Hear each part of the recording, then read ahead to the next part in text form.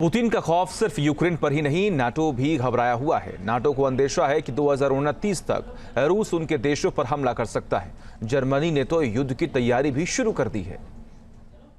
Выстрел!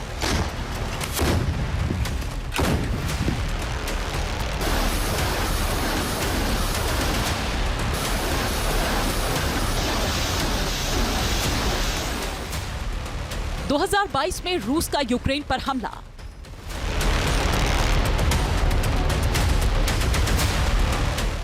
दो 2024 में Baltic border पर हथियारों की तैनाती।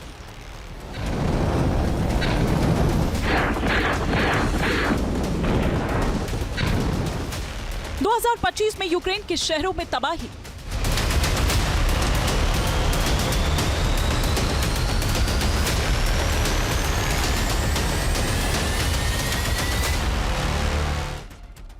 दो 2029 में नेटो है निशानों पर।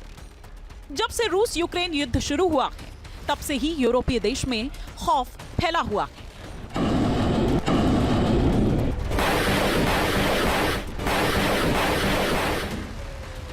रूस के डर से यूरोपीय देशों ने बड़े पैमाने पर युद्ध की तैयारियां शुरू कर दी हैं।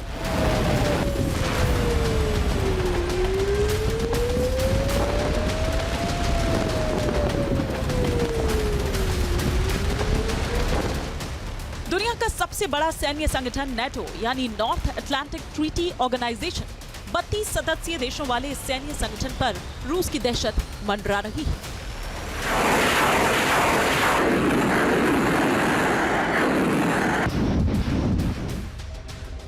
जिस नेटो का सिरमौर अमेरिका जैसा सुपर पावर है, वही नेटो अब रूस के डर से थर-थर कांप रहा है।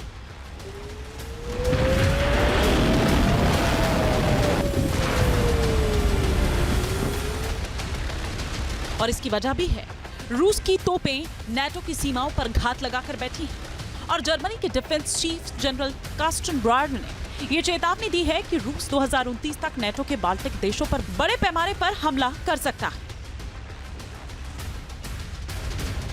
2028 तक अगर तैयार नहीं हुए तो 2029 में इतिहास बन जाएगा। जर्मनी ने रूस के बढ़ते सैन्य खतरे के खिलाफ अपनी सेना को तैयार करने के लिए सिर्फ 3 साल का वक्त तय किया। यानी ये कहना गलत नहीं होगा कि जर्मनी ने रूस के खिलाफ युद्ध की तैयारियां शुरू कर दी।